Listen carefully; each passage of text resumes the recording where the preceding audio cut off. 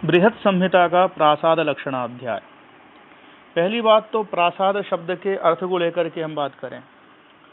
प्रसीदंती अस्मिन, जिसमें मन प्रसन्न होता है वह प्रासाद होता है। सामान्यतः आपने मयमत इत्यादि ग्रंथों में पढ़ा होगा, प्रासाद जो भवन के विभिन्न पर्याय हैं उनमें से एक है।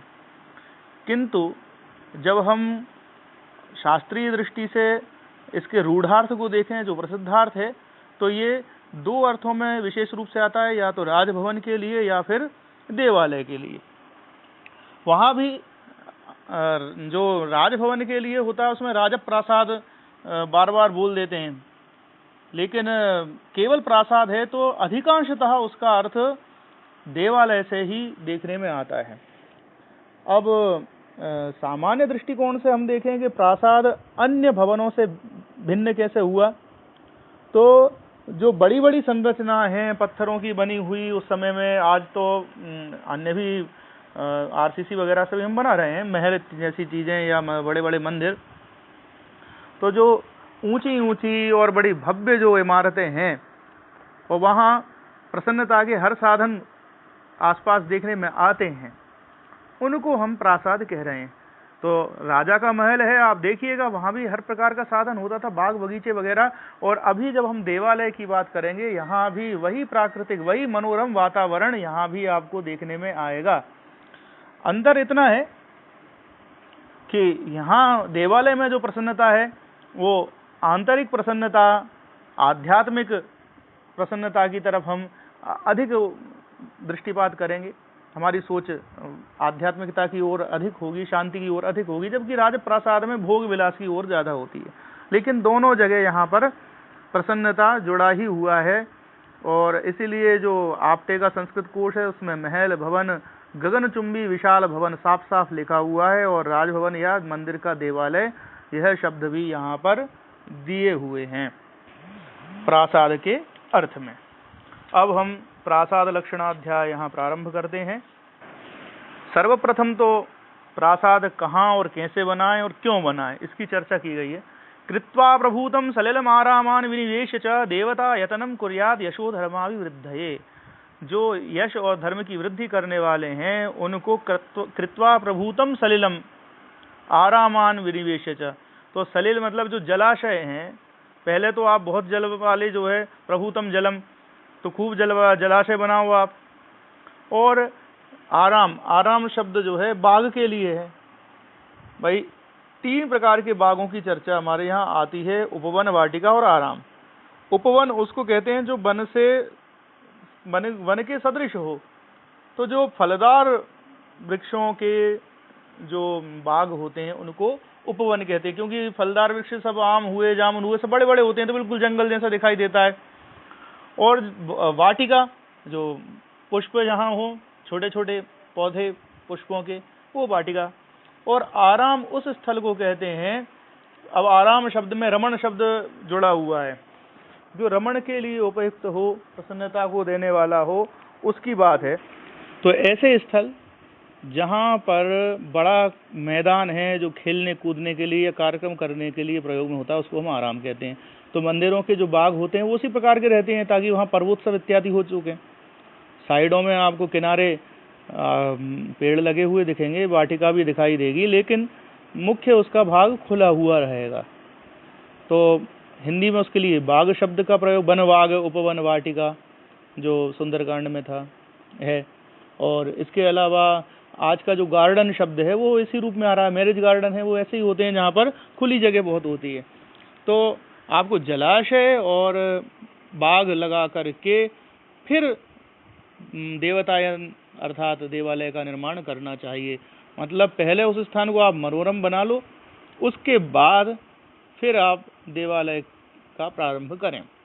इष्टापूर्तेन लभ्यन्ते ये लोकास्तान विभूषता देवानामालयः कार्यो द्वयमप्यत्र दृश्यते। इष्ट और पूर्त दो प्रकार के कार्य हैं जो आपको लोक में देखने में आते हैं। इष्ट क्या है, तो इष्टम यज्ञादिकम, जो हमें कोई मन में अभीष्ट रहता है, हम उसके लिए कोई कार्य करते हैं तो उसको इष्ट बोलते हैं। तो यज्ञ में हमारा कोई ना कोई संकल्प रहता है कि भाई इस चीज की सिद्धि हो जाए, इस कार्य की सिद्धि हो जाए। और पूर्त, जहाँ पूर्ति करने वाली होती है बात, उनको हम पूर्त कहते हैं। तो वापी, कूप, तड़ागादिकम, कुआ, बावड़ी इत्यादि बनाना, ये सारे जो परोपकार के कार्य हैं उनको पूर्त कह रहे हैं। एक और आया कि इष्टम यज्ञेषु यद्दानम ततोन्यत पूर्वमिष्यते इष्टाभि पशुबंधैश्च चातुर्मास्य यजे द्विजः। तो यहाँ भी जो और आगे कहा अग्निष्टोमादि फिर यज्ञैर्यो यजे स इष्टवान वापी कूप तड़ागादि देवता यतनानि च अन्न प्रदानमाचार्य ही पूर्त इत्यभिधीयते। अन्नदान को भी पूर्त में ही कहा है। तो जहाँ भरण पोषण वाली बात हो रही है उस कार्य को हम पूर्त कह रहे हैं। तो वराह मिहिर कहते हैं देवानामलय कार्य। अगर आप देवालय बनाते हैं तो वो क्या करेगा, द्वयम अप्यत्र दृश्यते। यहाँ इष्ट और पूर्त दोनों ही दिखाई देते हैं, क्योंकि यहाँ धर्म कार्य भी हो रहा है, यहाँ से आपकी मनोकामनाओं की सिद्धि भी होती है और यहाँ आप दूसरों के ऊपर उपकार भी कर सकते हैं।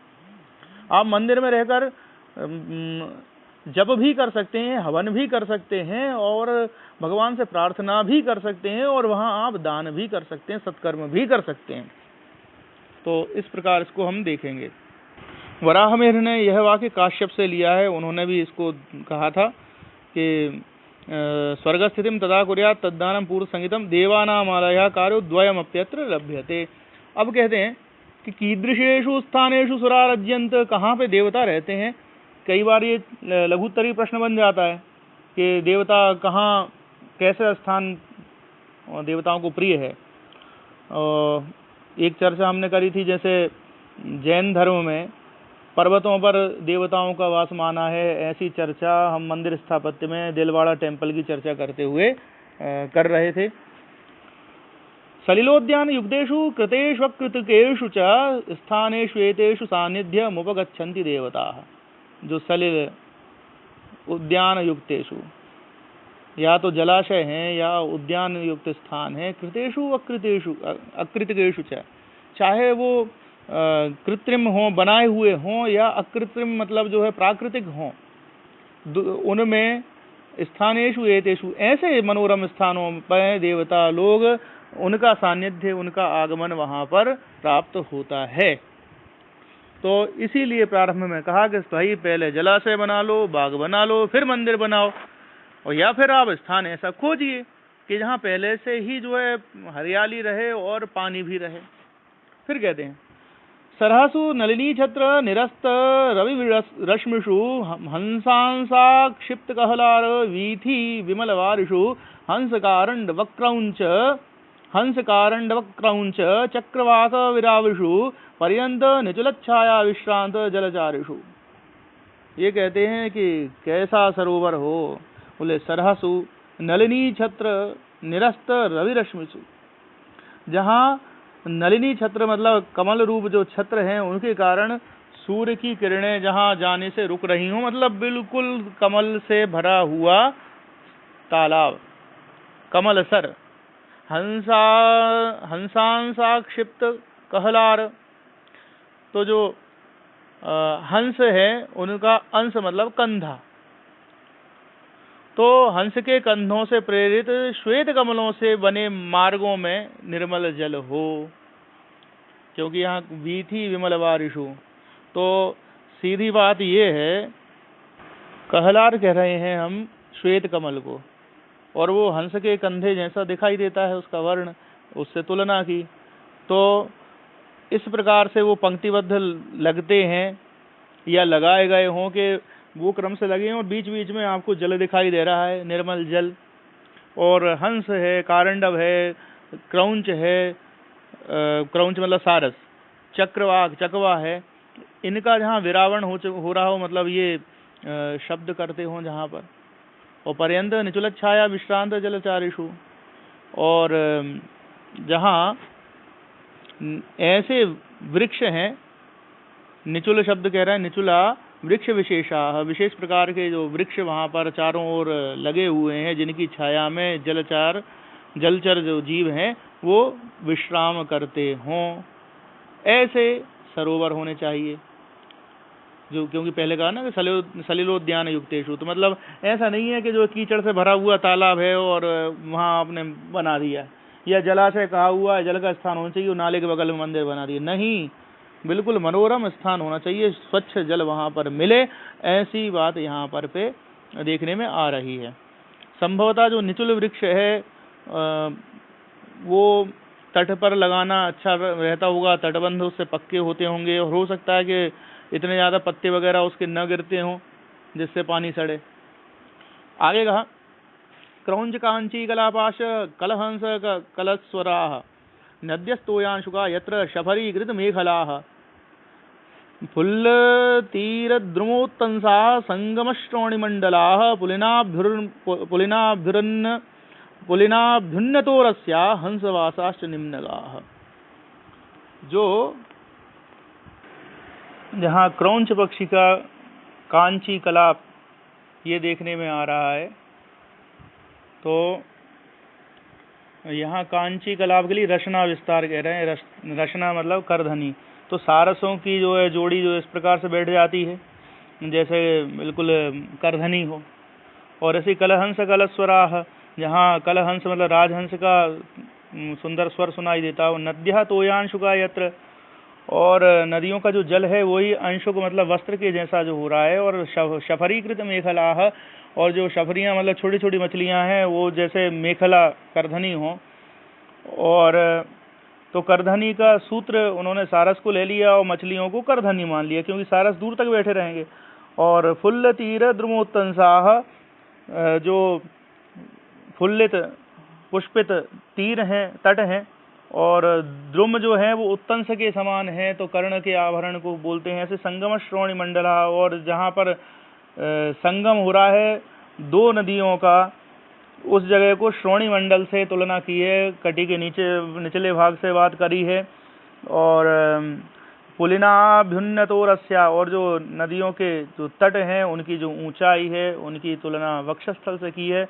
हंसवासाश्च निम्नगा, और हंसों का जहाँ वास हो, ऐसी निम्नगा ऐसी नदियों के आसपास देवता निवास करते हैं। तो ये केवल नदियों के सौंदर्य का वर्णन था। 8वां श्लोक ही पर्याप्त है इस सबको कहने के लिए। वनोपांत नदी शैल निर्झरोपांत भूमिषु रमन्ते देवता नित्यम पुरेषु उद्यानवत्सु च। जहाँ वन है और वनोपांतेषु वनोपकंठेषु मतलब वनों से घिरा हुआ जो स्थान है, जहाँ नदियाँ हैं, जहाँ शैल मतलब पर्वत हैं, जहाँ निर्झर झरने हैं, उनसे लगी हुई उनसे युत जो भूमि है, और जहाँ जो पुर हैं उद्यानों से युक्त, ऐसे स्थानों पर देवता निवास करते हैं। फिर आगे कहा भूमयो ब्राह्मणादीनां याः प्रोक्ता वास्तु कर्मणि ता एव तेषां सच्यन्ते देवता यतनेष्वपि। जो ब्राह्मण आदि वर्णों के लिए जिस प्रकार की भूमि कही गई है, देवालय बनाने के लिए भी वही भूमि लें। जैसे सित रिक्त रक्त पीत कृष्णा विप्रादीनां प्रशस्यते, जो बात आई कि भाई श्वेत वर्ण की भूमि जो छुही वाली भूमि है वो ब्राह्मणों के लिए, रक्त वर्ण वाली जो लाल धाऊ वाली राकड़ वाली जो है वो क्षत्रियों के लिए, जो पीत वर्ण की वैश्यों के लिए, कृष्ण वर्ण की भूमि शूद्रों के लिए कही गई है। और जो गंध आदि की बातें हैं वो सारी की सारी आपको यहाँ पर भी देखना चाहिए। तो इसको जाने कैसे कि भाई कौन देव मंदिर किस प्रकार का बन रहा है और बनाने वाला कौन है। तो ब्राह्मण यदि मंदिर बनवा रहा है यजमान, तो उसको अपने प्रकार की भूमि लेना चाहिए। क्षत्रिय रह रहा है तो उसको अपने प्रकार की भूमि लेना चाहिए। या दूसरा अर्थ इसमें यह भी ले सकते हैं कि देवता किस वर्ण के लक्षणों से युक्त है। ब्रह्मा जी का मंदिर है तो ब्राह्मण वर्ण को लें हम, इस प्रकार राम या कृष्ण है तो हम क्षत्रिय वर्ण को लें। तो यह भी एक चिंतन का विषय है। फिर कहते हैं चतुष्षष्टि पदम कार्यम देवता यतनम सदा द्वारम च मध्यमम तस्मिन समदिक्स्थम प्रशस्यते। चतुष्षष्टि पद मतलब 64 पद वास्तु आपको मंदिर के लिए हमेशा लेनी चाहिए। और द्वारम च मध्यमम तस्मिन, मध्यम द्वार समदिक्स्थम सभी दिशाओं में इसमें प्रशस्त कहे गए हैं। सामान्यतः जब हम घर के लिए बात करेंगे तो आप देखिएगा कि घर के दरवाजे कभी भी बिल्कुल सेंटर में किसी भी दिशा में नहीं आते।